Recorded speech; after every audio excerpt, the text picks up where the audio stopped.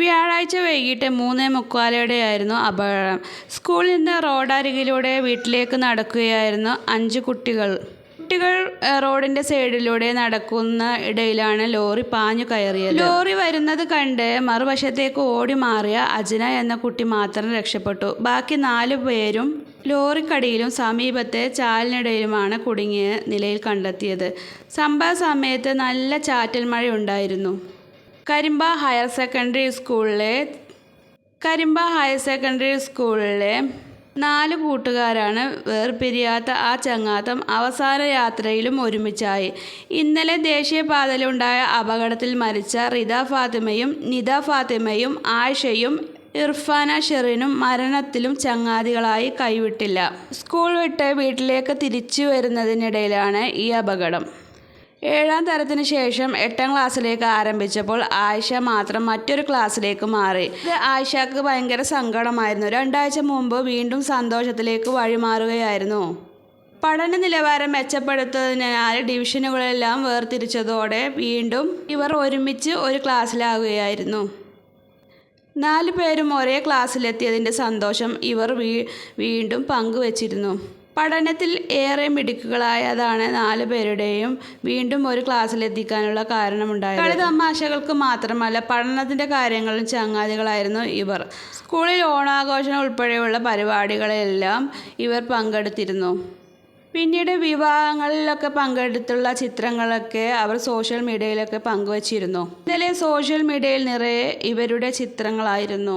ഇവരുടെ ആനന്ദ ചിത്രങ്ങൾ ഇന്നലെ കണ്ണീർ ചിത്രങ്ങളായി മാറി. കൂട്ടുകാരികളിൽ ഒരാൾ ഇൻസ്റ്റഗ്രാമിൽ പങ്കുവച്ച ചിത്രത്തോടൊപ്പം ഇനി വേർപിരിയില്ലെന്നൊരിക്കലും എന്ന ടാഗ് ലൈൻ അവസാന യാഥാർത്ഥ്യമായി. അപകടത്തിൽ മരിച്ച ആയിഷയെ അവസാനമായി ഒരു നോക്ക് കാണാൻ ക്ലാസ് ടീച്ചർ നിത്യ നിറകണ്ണുകളോടെയാണ് ജില്ലാ ആശുപത്രിയിൽ മോർച്ചറിയിൽ മുന്നിലെത്തിയത്. ചലനമേറ്റു കിടക്കുന്ന വിദ്യാർത്ഥിയെ കാണാൻ ടീച്ചർ മനക്കരുത്തുണ്ടായിരുന്നില്ല. പോസ്റ്റ്മോർട്ടം തീരുന്നതുവരെ ടീച്ചർ മോർച്ചറിന് മുന്നിൽ കാത്തുനിന്നു. നല്ല മിടുക്കിയായിരുന്നു ആയിഷ. 2ാം ക്ലാസ് മുതൽ 8ാം ക്ലാസ് വരെ സ്കൂളിൽ നടക്കുന്ന ഒപ്പനകളെല്ലാം സ്ഥിരം മണവാട്ടിയായിരുന്നു ആയിഷ. ഈ അപകടത്തിൽ നിന്ന് കഷ്ടിച്ച് രക്ഷപ്പെട്ട അജ്ന അപകടത്തെക്കുറിച്ച് ഇങ്ങനെയാണ് പറയുന്നത്. ഞങ്ങളെല്ലാവരും കൂടെ നടക്കുകയായിരുന്നു. ഞങ്ങൾ സൈഡിലൂടെ നടന്നു പോകുന്നതിനിടയിലാണ് ആ ലോറി വന്നത്. ഞാൻ കുറച്ച് പുറകിലേക്കായിരുന്നു. ലോറി തട്ടി തൊട്ടടുത്തുള്ള കുഴിയിലേക്ക് ഞാൻ തെറിച്ചു വീണു. അപകടം കൊണ്ട് ആദ്യം എന്നെ വന്നെടുത്തത് ഇർഫാനയുടെ ഉമ്മയാണ്. കൂട്ടുകാരികളായ 4 പേരും പെട്ടെന്ന് തന്നെ വിട്ടുപിരിഞ്ഞത് വിശ്വസിക്കാനാവാതെ മരവിച്ച അവസ്ഥയിലാണ് അജ്ന ഓർത്തെടുത്തത്. കൂട്ടുകാരെ രക്ഷിക്കാനായില്ല എന്ന തീരാ സങ്കടത്തിന്റെ നോവായിരുന്നു അജ്നയുടെ വാക്കുകളിൽ നിറഞ്ഞു നിന്നിരുന്നത്. ഇർഫാന അപകടത്തിൽപ്പെടുന്നത് നിസ്സഹായതയോടെ നോക്കി നിൽക്കേണ്ടി വന്ന ഉമ്മയെക്കുറിച്ചോർത്തും അജ്ന വിങ്ങിപ്പൊട്ടി. ദന്ത ഡോക്ടറെ കാണാനെത്തിയ ഇർഫാനയുടെ ഉമ്മ കുട്ടികളെ നടന്നു പോകുന്നത് കണ്ടിരുന്നു.